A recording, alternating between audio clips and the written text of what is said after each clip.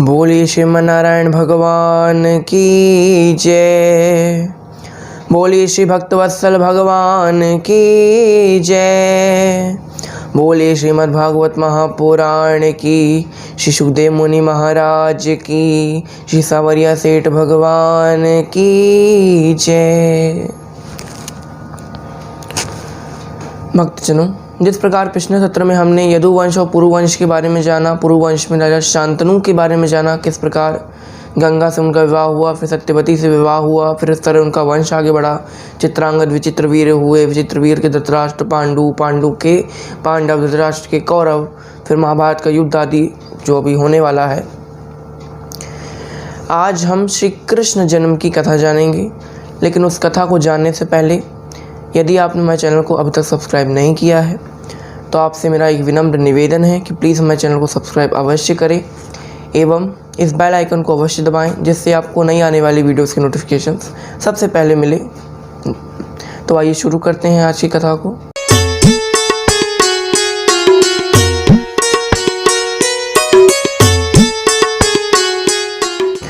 यहाँ जिस तरह हमने बताया कि उग्रसेन जी के 9 पुत्र हुए थे, यदुवंश में हम चल रहे थे, तो उग्रसेन जी के 9 पुत्र हुए।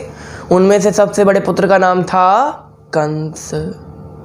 अब वो कंस बड़ा अत्याचारी था, लोगों पर बड़े अत्याचार करता, बड़ा परेशान करता, ब्राह्मणों को परेशान करे, पंडित यज्ञ करे तो उनका सिर कटवा दे, तो कोई भी धर्म का कार्य नहीं करने देता था। दूसरी तरफ जरासंध सब राजाओं को, सामंतों को, महाराजाओं को बंदी बना लिया। उसने हजारों राजाओं को बंदी बनाया और अपने साम्राज्य का विस्तार किया, दूसरे राजाओं के साम्राज्य को अपने राज्य में मिला लिया। यहाँ पृथ्वी माता बड़ी दुखी हो जाती हैं कि हमारे पुत्रों पर ये असुर जो हैं वो अत्याचार कर रहे हैं। यहाँ पृथ्वी माता दुखी हैं, तभी नारद जी आ जाते हैं। नारद जी कहते हैं भूदेवी को मेरा प्रणाम। देवी भी कहते हैं प्रणाम देवश्री। नारद जी कहते हैं देवी आप बड़ी चिंता में लग रही हैं। बताती हैं कि बताइए नारद जी, जिसके पुत्र ये राक्षस अत्याचार कर रहे हों, जिसके पुत्रों पर, वो माता खुश कैसे रह सकती। नारद जी हंसने लगे। माता कहती हैं आप हमारी जो दुर्बलता है उस पर हंस रहे हैं नारद जी। नारद जी कहते हैं नारायण नारायण देवी, हम कभी ऐसा क्यों करेंगे। हम तो इसलिए हंस रहे हैं क्योंकि जब तक ये जो मनुष्य है वो अपने आप को बड़ा बलवान समझने लगा है, ये मनुष्य ही मनुष्य की दुर्बलता का, उसके अत्याचार कर रहा है, यानी मनुष्य ही मनुष्य के कष्ट का कारण है, तो इसमें हम क्या कर सकते हैं। देवी कहते हैं फिर भी नारद जी अगर कोई उपाय हो तो बताइए कि मेरे पुत्रों को जो दीन सहारे हैं, किस प्रकार उनके कष्टों का निवारण होगा। नारद जी कहते हैं देवी द्वापर का जब अंत आएगा ना, तब भगवान जन्म लेंगे, तब आपके सारे कष्टों का निवारण होगा। देवी कहती हैं ठीक है। नारद जी प्रणाम करके भूदेवी को चले जाते हैं। यहाँ जो जरासंध था अपनी दिग्विजय यात्रा पे निकला था, उसने अब मथुरा पर अपनी निगाहें डाली। उसने कहा कि अब हम मथुरा को अपने राज्य में शामिल करेंगे। उसने पहले पत्र भेजा। भाई पहले जब किसी के साम्राज्य को हासिल करना होता था या फिर युद्ध करना होता था, पहले पत्र भेजते थे कि अगर आपको खुशी खुशी साम्राज्य को हमारे हवाले करना हो तो युद्ध रक्त आदि ना हो। यहाँ पर उग्रसेन जी को भेजा जाता है पत्र। बताता है वो कि जरासंध जी अपनी दिग्विजय यात्रा पर कई राजाओं को, उन्होंने सामंतों को, महाराजाओं को बंदी बना लिया है, उनके राज्य को अपने राज्य में शामिल कर लिया है। अगर आप खुशी खुशी चाहें तो उनके राज्य को अपने राज्य में शामिल कर लीजिए, अपने राज्य को उनके राज्य में शामिल कर लीजिए और ये रक्तपात, युद्ध आदि से बच सकते हैं। यहाँ कंस ने कहा अरे ऐसे कैसे, हमारे जीते जी कोई भी मथुरा की भूमि पर अपना राज्य नहीं स्थापित कर सकता। देखता हूँ जरासंध को क्या कर लेगा वो। यहाँ तो चला जाता है, बताता है अपने राजा से कि ऐसा ऐसा कहा उन्होंने। राजा बड़े परेशान हैं, यहाँ बड़ी चिंता हुई कि अरे हमसे आज तक किसी ने इस तरह बात नहीं की। चलो अब हम उग्रसेन जी को बताते हैं कि हमारी शक्ति क्या है। इसी तरह हमने दिग्विजय नहीं की है, हमारे बाल धूप में सफ़ेद नहीं हुए। उन्होंने कहा कि हम अपने मतवाले हाथी को मदिरा पिलाकर भेज देंगे, मथुरा भेज देंगे। जब मथुरा का सर्वनाश वो करेगा तो उग्रसेन जी खुद न बखुद हम अपने राज्य को हमारे राज्य में शामिल कर देंगे। ऐसा ही हुआ। उस हाथी को भेजा गया। हाथी मथुरा पर आक्रमण कर दिया। उस हाथी ने कई सारी दीवारें, कई सारे महल आदि तोड़ डाले। यहाँ पर कंस को पता चलता है तो कंस ने उस हाथी को उसकी सूंड को एक हाथ से पकड़कर गोल गोल घुमाया और जरासंध के महल में जाकर पटक दिए। जरासंध ने कहा, अरे ये तो हमारी हाथी लगता है। सेनापतियों ने कहा, ये हमारा ही हाथी महाराज। बताते हैं ये क्या हुआ। बताते हैं कि कंस ने इसको एक हाथ से ही उठाकर पटक दिया। एक सेनापति ने कहा, लगता अब युद्ध ही एक चारा है। जरासंध ने कहा, अरे नहीं, ऐसे महाबली से बैर मोल लेना एक बेवकूफ़ी होगी। उसको तो अपना मित्र या संबंधी बनाना चाहिए। हम अपनी पुत्री अस्ति और प्राप्ति का विवाह कंस से कर देंगे। देखिए, कृष्ण जी के मामा का नाम तो सब जानते हैं, कृष्ण जी की मामियों का नाम बहुत कम लोग जानते हैं। तो उनकी मामी 2 थीं, पहली मामी अस्ति, दूसरी मामी प्राप्ति। जरासंध की पुत्रियां थीं। जरासंध ने कंस और अस्ति प्राप्ति का विवाह करा दिया। यहाँ उग्रसेन जी अब एक दिन बैठे हुए थे। अक्रूर जी पूछते हैं कि अक्रूर जी, जब कंस का विवाह हो गया है, युवराज का विवाह हो गया, तो हमें तो बड़ी खुशी है। अक्रूर जी कहते हैं, हाँ महाराज, खुशी क्यों नहीं होगी। हमारा राज्य ऐसे बड़े साम्राज्य में, मगध जैसे साम्राज्य जिसका जरासंध जी जैसे से संबंध हमने जोड़े हैं, तो हमारे राज्य को के लिए तो अच्छा ही हुआ। उग्रसेन जी ने कहा, अरे नहीं, हम राज्य जुड़ने की खुशी में नहीं हंस रहे हैं। उन्होंने कहा, तो क्यों हंस रहे हैं। कहते हैं, हमको लग रहा है कि अब विवाह के बाद, जरासंध की पुत्रियों से विवाह करने के बाद, जो कंस का उग्र स्वभाव है उसमें कुछ बदलाव आएगा। अक्रूर जी ने कहा, हमको तो ऐसा कोई लक्षण नहीं दिखते महाराज। कहते हैं, क्यों। कहते अगर ऐसा कुछ होता तो 3 दिन बाद, शादी के 3 ही दिन बाद युवराज गदा युद्ध ना कर रहे होते। यहाँ कंस गदा युद्ध कर रहा था अपने जो मल्ल योद्धा थे। यहाँ उसने 1-2 मल्ल योद्धाओं को हराया। नारद जी आते हैं उसी समय, नारायण नारायण करते हुए। यहाँ पर कंस कहता है, देखिए नारद जी, आपने मेरा पराक्रम, मेरा शौर्य, मेरा बल। नारद जी ने कहा कि अगर एक बाज एक मक्खी को मार कर कहे कि देखो मेरा शौर्य पराक्रम, तो क्या मतलब। कंस ने कहा, मतलब। यहाँ नारद जी कहते हैं कि अगर बल दिखाना ही है तो अपने बराबरी वालों पर दिखाओ ना, करना है तो भगवान विष्णु से युद्ध करो। कंस कहता है कि आप जिसका ये दिन भर नारायण नारायण नाम जपते रहते हैं ना, उस विष्णु को ही मैं परास्त कर सकता हूँ। नारद जी ने कहा, अच्छा, विष्णु को परास्त करने की तो बात अलग है, आप पहले इंद्र को परास्त करके दिखाइए। यहाँ कंस ने कहा, सेनापति युद्ध की तैयारी करो, हम इंद्र पर विजय प्राप्त करने के लिए इंद्र पर अब धावा बोल देंगे। कंस कहता है कि आपका विष्णु मुझे मारना चाहता है ना, देखता हूँ, जब इंद्र पर मैं विजय प्राप्त कर लूँगा तब आपके विष्णु के पास इंद्र जाएगा और फिर मैं विष्णु पर भी विजय प्राप्त करूँगा। नारद जी कहते हैं, अगर विष्णु जी आपको मारना चाहते होते तो क्या अभी हम दोनों बात कर रहे होते। क्या मतलब। कहते कुछ नहीं राजन, कुछ नहीं। नारद जी ने कहा कि इंद्र के पास तो बड़े बड़े देवता हैं, भगवान विष्णु के पास भी बड़े बड़े देवता हैं, इंद्र हैं, उनके पार्षद हैं, वरुण देवता हैं, अग्नि देवता हैं, मरुदगण हैं, सब कुछ है। आपके पास ऐसा कोई बलशाली दैत्य है जिस पर आप पूरी तरह भरोसा कर सकते हैं। तो कंस कहता है, मतलब। यहाँ नारद जी कहते हैं, अरे आप कुछ चीज़ समझते ही नहीं राजन, आपको सब बताना पड़ता है। इसका मतलब है कि आप भी अपनी असुरी सेना को एकत्रित कीजिए, अपनी असुरी सेना बनाइए, जिससे आप इंद्र पर हमला बोल सकें। कंस ने कहा, हमको बताइए कैसे असुर कहाँ मिलेंगे। बताया कि माहिष्मती नगरी में 5 मल्ल योद्धा हैं। कौन कौन। चारूढ़, मुष्टिक, कुट, शल और कौशल। ये हस्तिनापुर में है। ऋष्यामुख नामक वन में एक केशी नाम का दानव रहता है। बकासुर, अघासुर, ये सब भी रहते हैं। समुद्र किनारे पर अघासुर, उसके साथ उसका भाई बकासुर, उसकी बहन पूतना, सब लोग वहीं रहते हैं। आप जाइए, पर लंबासुर भी रहता है, कहीं ना कहीं सब असुर रहते हैं। सारी जगह का नाम बताया और कहा कि जाइए, तब पर विजय प्राप्त कीजिए। कंस निकल पड़ा दिग्विजय यात्रा पर। उसने सारे असुरों को जिस तरह कहाँ कहाँ नाम बताया था, सबसे कहा कि देखो, अगर तुमने हमको परास्त कर दिया युद्ध में तो हम तुम्हारे दास, और हमने तुमको परास्त कर दिया तो तुम हमारे दास। ठीक है, यहाँ कंस ने सबको परास्त कर दिया, सबको अपना दास बना लिया। इंद्रलोक पर हमला बोलते हैं, इंद्रलोक को अपने अधीन कर लेते हैं, या इंद्र भगवान के पास आते हैं। इंद्र कहते हैं, भगवान ये क्या हो रहा है। ये द्वापर का अंत है कि कलयुग की शुरुआत, हमको समझ में नहीं आ रहा कि देवताओं को ये राक्षस लोग विजय प्राप्त कर रहे हैं। आपने हर युग में कोई ना कोई अवतार लेकर कुछ ना कुछ चमत्कार किए, हम देवताओं का हित किया है। अब क्या द्वापर में आपका कोई चमत्कार नहीं होगा, कोई अवतार नहीं होगा?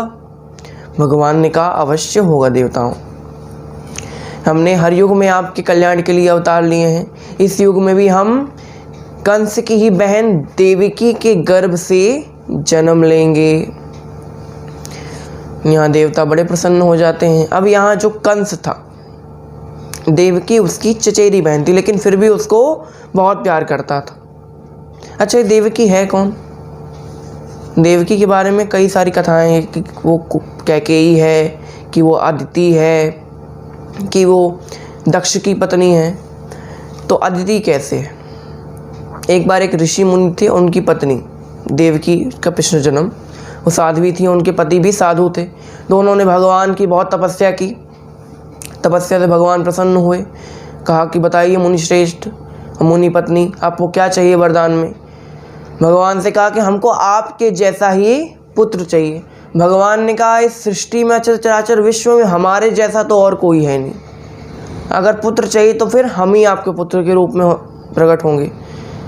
ऋषि मुनियों ने कहा अच्छी बात है। यहाँ भगवान ने कहा तथास्तु तथास्तु तथास्तु, 3 बार तथास्तु बोला। भगवान ने कहा हमने 3 बार बोला है, अब 3 जन्म तक आपके पुत्र बनेंगे। तो अब 3 जन्म हुए। पहले जन्म में किसी राजा बने, वो जो ऋषि थे, उनकी रानी बनी देवकी, तो भगवान जन्म लिया। फिर दूसरा जन्म उन्होंने अदिति माता के रूप में लिया देवकी ने, और कश्यप मुनि के रूप में वसुदेव ने। तब उनके पुत्र हुए वामन भगवान।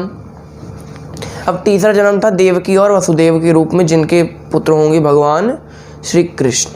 अब दूसरी कथा क्या है कि एक बार कैकेयी माता बैठी हुई थी अपने महल में। राम जी वहाँ आते हैं, छोटे से बालक हैं। राम जी माता की आंखें बंद कर लेते हैं।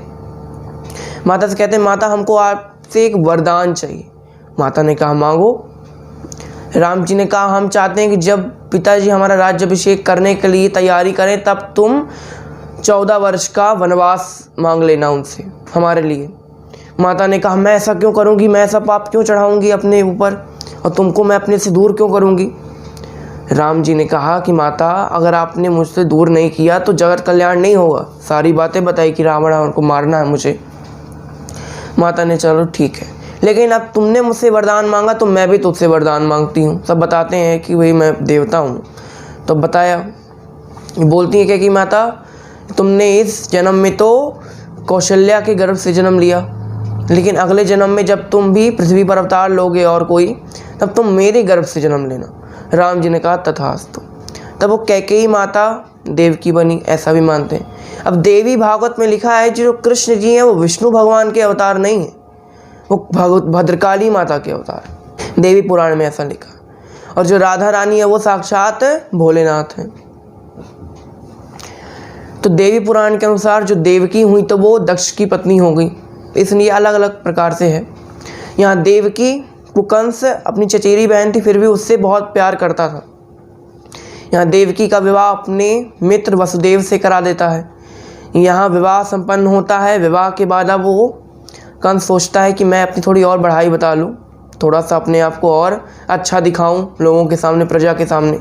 तो उसने कहा कि हम अपनी बहन का रथ हाँकेंगे, हम खुद अपनी बहन के रथ को चलाएंगे और उसको उसके ससुराल तक छोड़ कर आएंगे। देवकी ने कहा आप क्यों कष्ट कर रहे हैं, इतने सारे सैनिक हैं, इतने सारे कोई ना कोई योद्धा हैं, किसी को भी भेज दीजिए, आप क्यों आएंगे? आना है तो आप आ सकते हैं, लेकिन आप रथ मत हाँकिए ना। देवकी ने कहा, लेकिन फिर कंस ने कहा नहीं नहीं हम तो रथ हाँकेंगे। ठीक है, रथ चलाना शुरू होता है। कंस रथ चला ही रहे हैं, बीच रास्ते में आकाशवाणी होती है, बिजलियाँ चमकना शुरू हो गई। आकाशवाणी क्या होती है कि हे कंस, जिस देवकी नाम की बहन को तो इतने शान शौकत के साथ अपने रथ में खुद रथ को हाँक कर उसके ससुराल तक विदा करने जा रहा है ना, उसकी 8वीं संतान ही तेरा काल होगी। जैसे ही सुना तो यहाँ कंस तो एक समय के लिए तो क्रोध आया, फिर वो हंसना शुरू कर दिया। यहाँ पे कुछ लोगों ने कहा पागल हो गए क्या महाराज अपने काल को देखकर। उन्होंने कहा, कंस ने कि अब हंसना शुरू कर दिया। उसने कहा कि अरे पुत्र कब होगा? जब देवकी रहेगी। मैं देवकी को जीवित नहीं छोड़ूंगा। या तलवार निकालते ही वसुदेव जी हाथ पकड़ लिया। वसुदेव जी ने कहा, आपको पुत्रों से संकट है ना, मैं सब पुत्र आपके सामने ला के दूंगा, बस आप देवकी को छोड़ दीजिए, वरना इतिहास क्या कहेगा कि आपने एक बहन की हत्या कर दी, अपने मृत्यु के डर से एक स्त्री हत्या कर दी। मैं वचन देता हूँ कि हर संतान को आपके पास लेकर आऊँगा। अब जो वसुदेव जी थे अपने वचन के बड़े पक्के थे। कंस जानता था। कंस ने कहा चलो ठीक है। या कंस उनको उनके ससुराल छोड़कर आता है, लेकिन उनको नज़रबंद कर देता है। कहता है कि ये कहीं नहीं जाएंगे और इसके हर गर्भ की सूचना मुझे सबसे पहले प्राप्त होगी। 9 महीने होते ही मैं पहुँच जाया करूँगा। ठीक है। यहाँ पे कुछ समय बीतता है। उनके पहला पुत्र होता है कीर्तिमान। यहाँ पर वसुदेव जी अपना पहले तो बड़े खुश हो जाते हैं, लेकिन फिर याद आ जाता है कि वचन दिया है, तो वचन के खातिर वो कंस के पास लेकर जाते हैं। कंस अब देखता है उस बालक को, देखता है तो उसके मन में एक ममता का भाव जाग गया। उसने कहा कि अरे इतना सुंदर चेहरा, मैं इसको क्यों मारूं भाई, मैं क्यों पाप चढ़ाऊं अपने ऊपर। जो खतरा है वो मुझे 8वीं संतान से है, तो मैं पहली संतान को क्यों मारूं। कंस ने कहा इसको ले जाओ। वसुदेव जी ले गए। नारद जी ने कहा अरे अरे अरे ये तो गलत हो गया भाई। अगर कंस के मन में ममता के भाव जाग गए तो भगवान तो पृथ्वी पर अवतरित नहीं हो पाएंगे। भाई भगवान अवतार कब लेते हैं? जब आपके पाप का घड़ा भर जाएगा, जब भर के ओवरफ्लो हो जाए। जब पाप के घड़े में आप कोई पाप ही नहीं डालोगे तो भरेगा कैसे? नारद जी कहते हैं अगर कंस कोई पाप नहीं करेगा तो भगवान अवतार कैसे लेंगे। नारद जी गए कंस के पास, एक फूल पकड़ा दिया कमल का, इसी तरह का कमल का फूल पकड़ाया। उसने कहा कि देखो ये 8 पंखुड़ियों वाला कमल है, इसमें बताओ किसकी पहली पंखुड़ी कौन सी और 8वीं पंखुड़ी कौन सी। कंस ने कहा इसकी तो हर पंखुड़ी पहली 8वीं। नारद जी ने कहा इसी प्रकार तुमको क्या पता कि विष्णु ने कहाँ से गिनती शुरू की, हो सकता है उसने उल्टी गिनती शुरू की हो। यहाँ कंस ने कहा अरे अच्छा है आपने बता दिया। और मान लो कि उसने उल्टी गिनती नहीं शुरू की होगी, 8वीं संतान होगा, लेकिन बाकी के साथ हो सकता है कि 8वीं संतान तुमको मारने ना दे, तो यहाँ कंस ने कहा मैं एक भी संतान को नहीं छोड़ूंगा। यहाँ कंस जाता है उसके ससुराल और उस बालक को लेकर शिला पर पटक देता है। अब यहाँ देवकी और वसुदेव जी को वो कारागार में बंद कर देता है। यहाँ उसके जो पिता थे उग्रसेन जी कहते हैं अरे ये क्या कर रहे हो, एक बालक की हत्या कर दी तुमने और अपने भाई बहन को जेल में डाल दिया। यहाँ कंस ने कहा अब आपकी बारी है। अब कंस ने अपने पिता को भी जेल में डाल दिया। यहाँ पर कंस अब एक के बाद एक दूसरी संतान, तीसरी, चौथी, 5वीं, 6ठी, इस तरह 6 संतानों की निर्मम हत्या कर देता है। उसको इसके हाथ भी नहीं कांपते और सारी संतानों की हत्या कर देता है। यहाँ 7वें अवतार में 7वीं संतान थी, वो साक्षात शेष भगवान यानी शेषनाग का अवतार था। अब शेषनाग का अवतार था तो देवकी का जो गर्भ था बड़ा चमकता था। यहाँ कंस ने कहा लगता नारद सही कह रहा था कि विष्णु ने कहीं उल्टी गिनती तो नहीं शुरू कर दी। उसको लगा कि भाई 8वें में कहीं 7वें गर्भ में ना आ गया हो बच्चा। यहाँ कंस मारने जाता है 7वें गर्भ को, लेकिन यहाँ पे उसे एक भ्रम उत्पन्न होता है कि एक सांप उसको डस रहा है, तो वहाँ से भाग जाता है। यहाँ भगवान योग माया से कहते हैं कि योग माया आप अब जाएंगी और जो रोहिणी माता है, वसुदेव जी के हमने बताया कि भाई 13 पत्नियां थीं, रोहिणी माता, देवकी माता और कई सारी बलंधरा वगैरह माताएं थीं। उनसे कहा यशोदा मैया के घर में रोहिणी माता भी आश्रित हैं, क्योंकि कंस वसुदेव को परेशान करा था तो अक्रूर जी लोगों ने रोहिणी माता को यशोदा माता के घर में पहुंचा दिए थे। तो उन्होंने बताया कि योग माया ये जो 7वां गर्भ है तुम देवकी माता के गर्भ से निकाल कर रोहिणी माता के गर्भ में डाल दो। ये देखिए साइंस, ये भी साइंस है पर सब पहले की बातें हैं। जो आज हो रहा है वो पहले भी हुआ है, ऐसा कुछ बात नहीं होती। तो यहाँ पर अब जो योग माया है वो देवकी माता के गर्भ से निकालकर भगवान श्री शेषनाग को रोहिणी माता गर्भ में स्थित कर देती हैं। यहाँ पर षष्ठी के दिन भगवान श्री बलराम का जन्म होता है। बोलिए श्री बलभद्र भगवान की जय। अब यहाँ भगवान के अवतरण का समय आया। कल कल कल कल नदियाँ पर्वतों से बहने लगी, सुंदर सुंदर पुष्प खिलना शुरू हो गए, मोर नाचना शुरू कर दिया, हल्के हल्के बादल आने लगे। भाद्रपद का महीना था। यहाँ पर भाद्रपद के कृष्ण पक्ष की अष्टमी को रोहिणी नक्षत्र में बुधवार को कारागार में साक्षात श्री भगवान विष्णु जन्म लेते हैं। बोलिए श्री सच्चिदानंद भगवान की जय। यहाँ पर जैसे ही जन्म लिया सारे ताले खुल गए, उनके जितनी बेड़ियाँ लगी हुई थी देवकी माता के और वसुदेव जी के। यहाँ सारे सैनिक सो जाते हैं। यहाँ जो वसुदेव जी बड़े प्रसन्न होते हैं कि अरे भगवान साक्षात हमारे यहाँ जन्म लिया है। यहाँ भगवान ने कहा अरे अभी खुशी मनाने का समय नहीं है, हमको जल्दी जल्दी जाओ और यशोदा मैया के घर में छोड़ के आ जाओ, और उसके घर में एक बेटी हुई है योग माया, उसको लेकर आ जाना, क्योंकि अगर तुमने ज़्यादा देर लगाई तो हो सकता है ये सैनिक जाग जाएं। और भगवान ने जन्म लिया था तो कुछ समय पहले ले लिया था, क्योंकि उनको पता था कि भाई 9वां महीना आते ही कंस सतर्क हो जाने वाला है, तो भगवान 1-2 महीने पहले ही जन्म ले लिया। यहाँ पर अब वसुदेव जी एक टोकरी ली, भगवान को उस टोकरी में रखा, अब सर पर उस टोकरी को उठाया और ले चले। अब यहाँ बीच में यमुना जी पड़ती हैं। यमुना जी कहती हैं आज तो भगवान आज पहली बार मेरे दरबारे आए हो, बिना चरण पखारे बिना जाने नहीं दूंगी तेरे को। यहाँ राम जन्म लिया तो सरयू के तट पर लिया, पर्ण कुटी बनाई तो गोदावरी के तट पर बनाई, गंगा में रहे यहाँ वहाँ गए, लेकिन हमारे यहाँ कभी नहीं आए। आज आपको मैं अपनी बना के रहूँगी, अपना बना के रहूँगी। यहाँ पर अब जब पार कर रहे हैं नदी, तो यहाँ पे वसुदेव जी के तो जो यमुना माता है, अब बारिश भी हो रही है तो उनके जो सर तक यमुना माता चढ़ गई अब, तो भाई भगवान तो उनके शीश पर हैं, उनके पाँव पखारने के लिए यमुना माता उनकी नाक तक पहुँच गई वसुदेव जी की।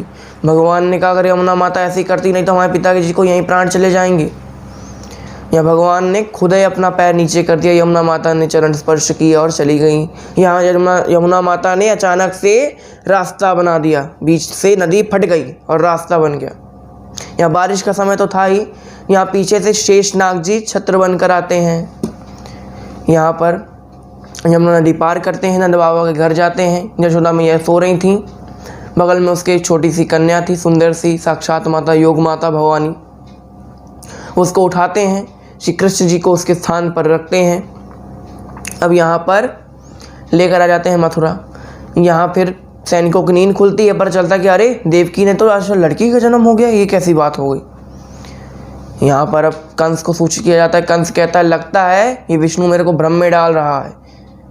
उसने कहा था पुत्र होगा, लेकिन पुत्री हो गई, तो उसको लग रहा है कि अब मैं पुत्री को नहीं मारूंगा, लेकिन मैं बिल्कुल रिस्क नहीं लेने वाला। मैं सारे पुत्रों को मार डालूंगा, सारी संतानें जितनी संतानें सबको मार डालूंगा। यहाँ जाता है कारागार में। अब बच्ची को देवकी से छुड़ाने लगता। देवकी कहती है अरे आपने तो कहा था कि पुत्रों की हत्या करोगी तो पुत्री है। कंस ने कहा मैं कोई रिस्क नहीं लूँगा, चाहे पुत्री हो चाहे पुत्र, हम सबको मारेंगे। यहाँ पकड़ा, पकड़ते जैसे ही पटकने जा रहे हैं, साक्षात योग माया उसके हाथ से छुटकर आकाश में चली जाती हैं। अष्टभुजी भवानी माता की जय हो। यहाँ माता कहती हैं अरे मूर्ख, तेरा जो काल है ना वो तेरे ब्रजमंडल में कहीं ना कहीं जन्म ले चुका है।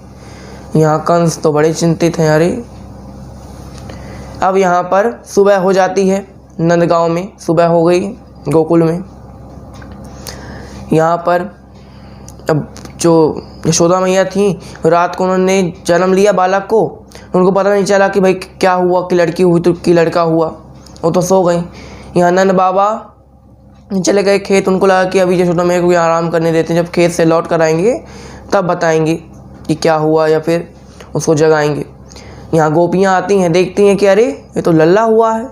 यहाँ जाती जाती खेत में नंद बाबा से कहती नंद बाबा बधाई हो बधाई हो। नंद बाबा कहते क्या हुआ? कहते अरे इस उम्र में जो हुआ है ना वो अब सुनोगे तो रह नहीं पाओगे। नंद बाबा ने कहा क्या हो गया? बताती हैं कि आपके घर में छोटो सो नन्हो सो, आपके घर में माखन चुराने वालों, रास रचाने वालों छोटो सो लल्ला हुआ है। यहाँ नंद जी तो खुशी के मारे फूले नहीं समाये। पूरे नंदगांव में उत्सव हो रहा है, सारे देवता आते हैं। श्री कृष्ण गोविंद हरे मुरारी, हे नाथ नारायण वासुदेवा। आइए हम भी भगवान की स्तुति करें। भगवान हम सबके समक्ष भी पधारे हुए हैं। आइए।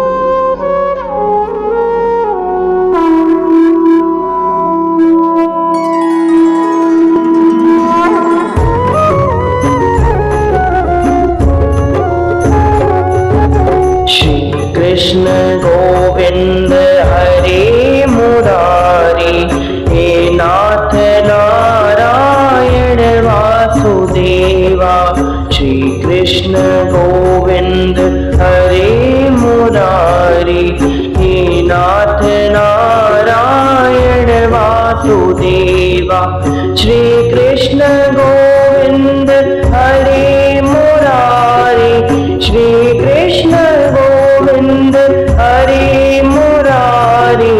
हे नाथ नारायण वासुदेवा। श्री कृष्ण गोविंद हरे मुरारी। हे नाथ नारायण वासुदेवा।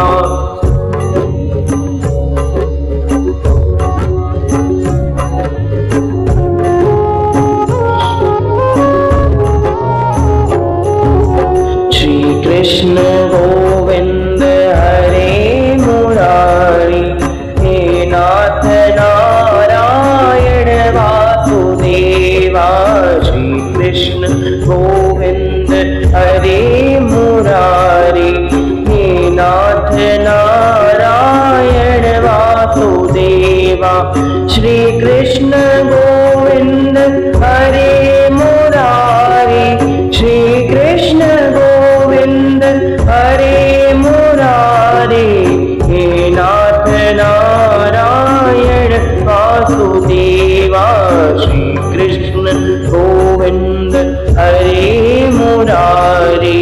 हे नाथ नारायण वासुदेवा।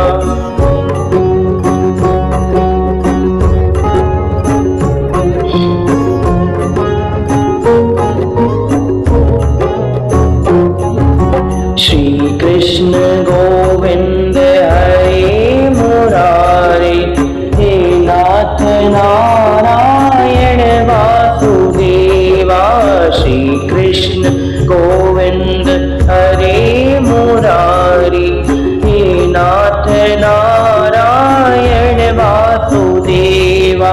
श्री कृष्ण गोविंद हरे मुरारी। श्री कृष्ण गोविंद हरे मुरारी।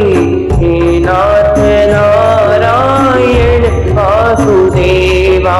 श्री कृष्ण गोविंद हरे मुरारी। हे नाथ नारायण वासुदेवा। हे नाथ नारायण वासुदेवा। हे नाथ नारायण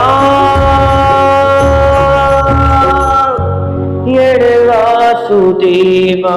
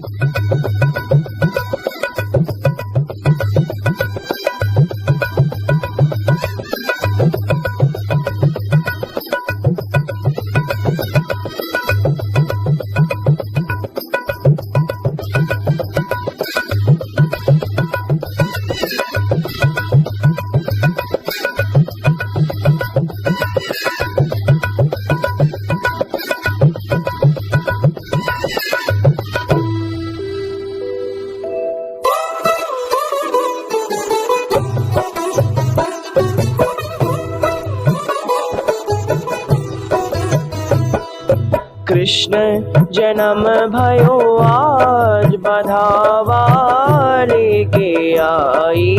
कृष्ण जन्म भयो आज बधावा लेके आई। कृष्ण जन्म भयो आज बधावा लेके आई। कृष्ण जन्म भयो आज बधावा लेके आई।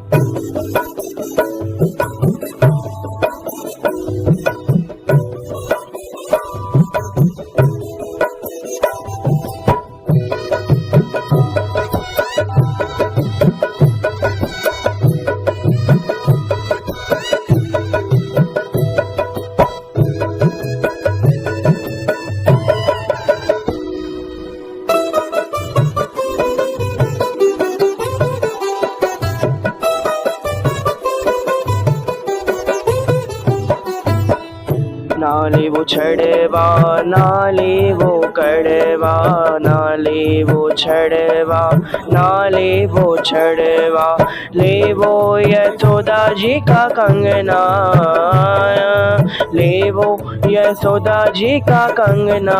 अरे हाँ लेबो यशोदा जी का कंगना हो, लेबो यशोदा जी का कंगना, बधावा लेके आई कृष्ण जन्म भयो आज, बधावा लेके आई कृष्ण जन्म भयो आज, बधावा लेके आई।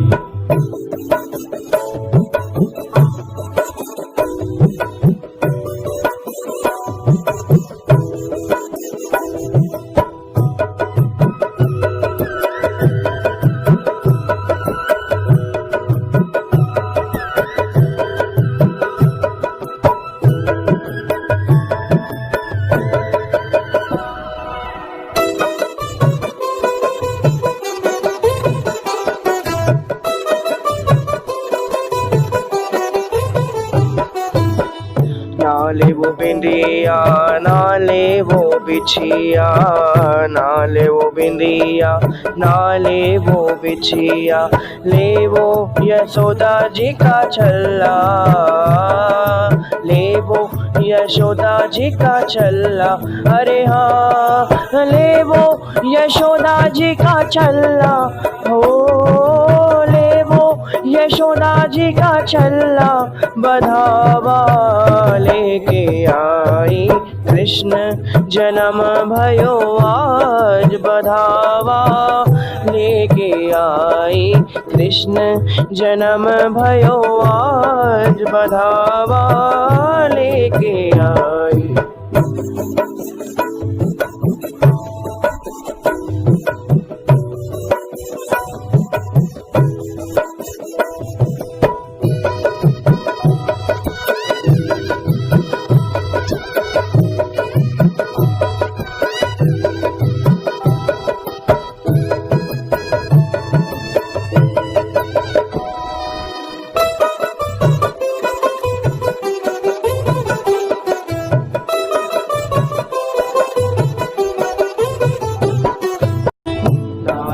नथिया नाले वो घेसर, नाले वो नथिया नाले वो घेसर, ले वो यशोदा जी का हरवा, ले वो यशोदा जी का हरवा। अरे हाँ ले वो यशोदा जी का हरवा हो, ले वो यशोदा जी का हरवा, बधावा लेके आई कृष्ण जन्म भयो आज, बधावा लेके आई कृष्ण जन्म भयो आज, बधावा लेके आई।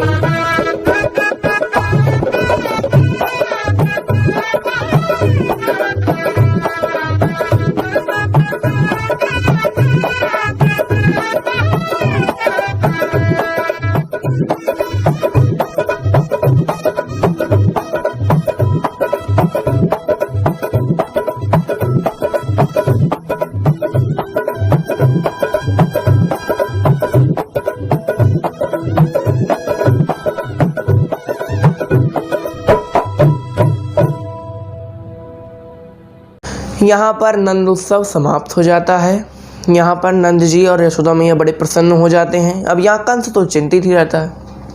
अब जो आगे भगवान की बाल लीलाएं होंगी, शंकर जी आएंगे, भगवान बड़े बड़े राक्षसों का अंत करेंगे, वो सारी बातें हम अगले सत्रों में करेंगे। आज की कथा को हम यहीं विराम देते हुए, भगवान को नमन करते हुए आज की कथा को यहीं विराम देते हैं। आपका बहुत बहुत धन्यवाद। जय श्री राधे। श्री भागवत भगवान की है आरती, पापियों को पाप से है तारती। भागवत भगवान की है आरती, पापियों को पाप से है तारती। पापियों को पाप से है